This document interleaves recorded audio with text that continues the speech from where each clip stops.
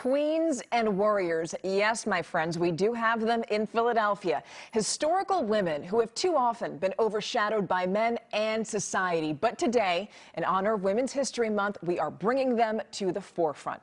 Welcome back to NBC10 at Issue. I'm Stefania Jimenez. The untold stories of women around the world, including female archaeologists. Now, these stories are going to change any preconceived notions that you have about the power of women from the past.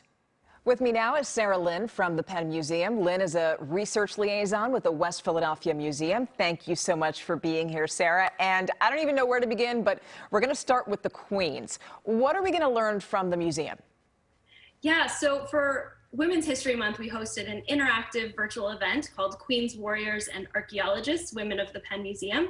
And it celebrates the amazing women represented in the museum's galleries, including wonderful queens like Puabi, the queen who ruled the Mesopotamian city of Ur more than 4,000 years ago. Now, tell us about the warriors, the women warriors in the museum. Yeah, we have several represented, but in this program, we particularly highlighted the Scythian female warriors.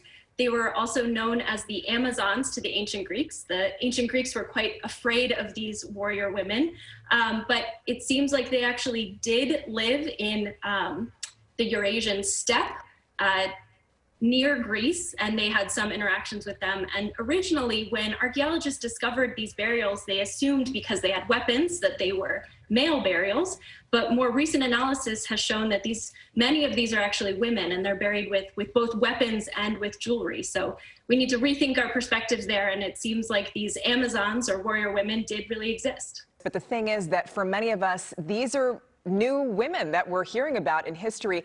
Is that because of sexism, or is there more to it? You know, I think it's absolutely because of sexism to a certain extent, and because of some of the bias that exists in our historical record. And as an archaeology and anthropology museum, I think we are particularly well suited to considering some of these people and perspectives that aren't found in your sort of typical history book, for example. So, you know, when we're studying something like ancient Rome, we might learn a lot about famous emperors like Augustus, but you might not hear about a woman like Agrippina the Younger, who was actually related to several emperors and held considerable power, but was demonized by contemporary male authors for not always conforming to those traditional Roman ideals. And she wrote her own memoirs, but those don't survive. So, you know, we don't know exactly what she was like, but I think this is a great moment for us to consider who's telling the story and what the bias might be. And we have an opportunity to consider our sources and think about other perspectives and maybe the experiences of these women throughout history. And make you rethink everything. Now, are there stories told in other parts of the world? Absolutely, yeah.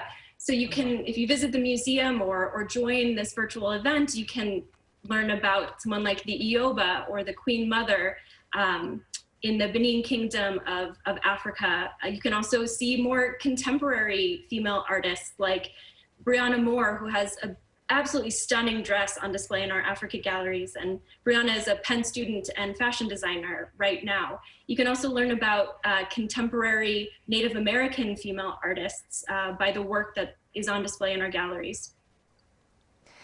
How did these ancient women, let's go back to them, how did they see themselves?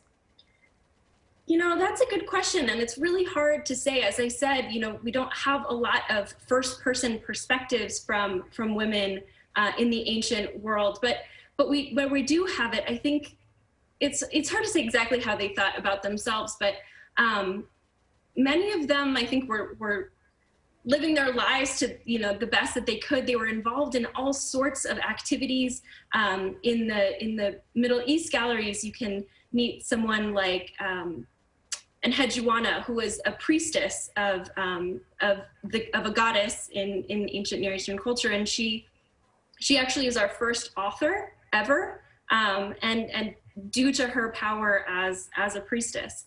So it's hard to say exactly what they thought of themselves, but they're participating in all sorts of ways and finding their place wherever they can. Now, final question here. We also want to give props to the women archaeologists who brought these other women to life. I mean, they had to be pretty tough themselves. Tell us about them. Absolutely, yes. We have At the Penn Museum, we have some wonderful women represented through the research that they did as early pioneering archaeologists. I'll highlight one, my favorite. I'm a Greek archaeologist, and Harriet Boyd Hawes, another Greek archaeologist, was the first woman to run her own major excavation. And by visiting the museum, you can learn about her through the objects she discovered on the Greek island of Crete. But we also have women like Tatiana Proshkuryakov, who is a Penn Museum scholar who helped decipher Maya writing. So many early pioneering female archaeologists and contemporary scholars who are unearthing women of the past and highlighting these stories. Okay, so you can call this women's history by women, but for everyone. I like that. All right, Sarah Linn, thank you so much for joining us today. Thank you for having me.